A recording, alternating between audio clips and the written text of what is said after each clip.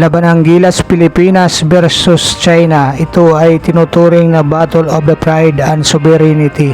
So dito nga mga koys ay determinado ang Gilas Pilipinas na makabawi at nagkaroon nga agad sila ng 7-2 nating run sa first quarter.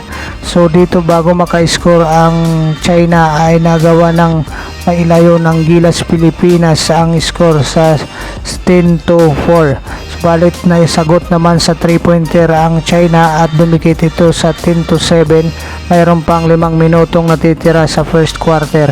At dito nga lumamang pa nga ang China mga koys sa last 4 minutes na sa first quarter. So pagpasok ng last 2 minutes sa first quarter ay lumamang pa nga ang China sa 10-4. Ngunit na may sagot si Jordan Clarkson at si Kai Sotto na isang magandang dunk na nagpa-high para kay Dwight Ramos. Ngunit nakabawi naman si Kyle Anderson para sa China para itabla ang score sa 16-all pagtatapos ng first quarter. Pagpasok nga ng second quarter ay unang nakapuntos ang Gilas Pilipinas sa isang magandang alley-oop play para kay AJ Ido. At isang 3-pointer naman ni Renz Abando ang nagpa-hype ng mga fans ng Gilas Pilipinas. At dito nga mga koys ay nailayo na ng score sa 24-20. Mayroon pang last na 8 minutes ang natitira sa score sa second quarter. At nakabawi naman ng isang 3-pointer ang China at naidikit ito sa 26-22. Mayroon pang less than 5 minutes ang natitira sa second quarter.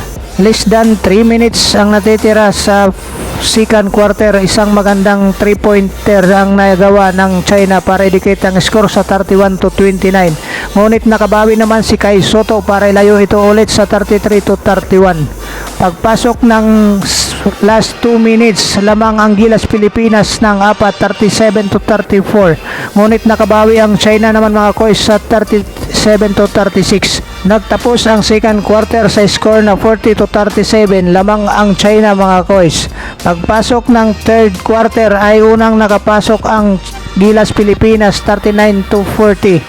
Ngunit may bawi naman ang China at muli nilang nakuha ang kalamangan 40-44. Ngunit may bawi si Jordan Clarkson at dumikit ito sa 42-44. Less than 8 minutes ang natitira sa third quarter. Isang magandang block naman ang nagawa ni Kai Sotto dito sa China para mapigilan ang kanilang opensiba. At dito naman mga koys ay naitira ni Dwight Ramos at para idikit ang score sa 46-all. Mayroon pang less than 7 minutes ang natitira sa third quarter. Pagpasok ng less than 6 minutes mga koys ay isa na namang magandang block ang nagawa nitong si Kai Sotto. At pa dito nga mga koys, isa na namang 3-pointer ang nagawa ni Renz Abando para ilayo ang score sa 51-48.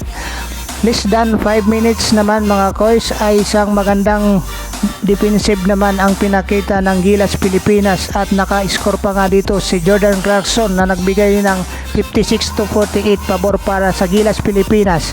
Isa na namang magandang 3-pointer ang nagawa at isang floater naman para kay Renz Abando para ilayo ang score sa 61-50. Less than 3 minutes ang natitira sa third quarter. Pagpasok ng last 2 minutes, isa na namang magandang 3-pointer ang nagawa nitong si Jordan Clarkson at nailayo na nga sa 70-50 ang kalamangan ng Gilas Pilipinas. Isa na namang 3-pointer ulit mga koys ang nagawa pagpasok sa fourth quarter ni Jordan Clarkson para ilayo ang score sa 73-51.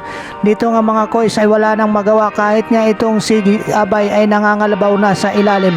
Ang score 75-53. Less than 9 minutes ang natitira sa fourth quarter. Dito nga mga koys ay ginaganahan na itong si Jordan Clarkson kung saan ay 3 after 3 ang ginagawa ni Jordan Clarkson. Kaya pinaupo na muna ito ni Coach Chot Reyes para makapagpahinga. Pagdating ng less than 7 minutes ang Gilas Pilipinas ay lamang ng 23-83-60. Less than 6 minutes mayroon nang natitira ng oras sa fourth quarter ay isang magandang alley-oop naman ang naibigay ng Gilas Pilipinas para ilayo sa 85-60. Mayroon ng 25 points ang kalamangan ng Gilas Pilipinas. Less than 5 minutes ang natitira sa fourth quarter. 92-75 na ang score at dito nga mga koys ay tuluyan ng nanalo ang Gilas Pilipinas sa score na 96-75. So maraming salamat mga koys. Kung bago ka pa lang sa aking munting YouTube channel, baka pwede mo naman i-likes and subscribe. God bless you all. Bye-bye.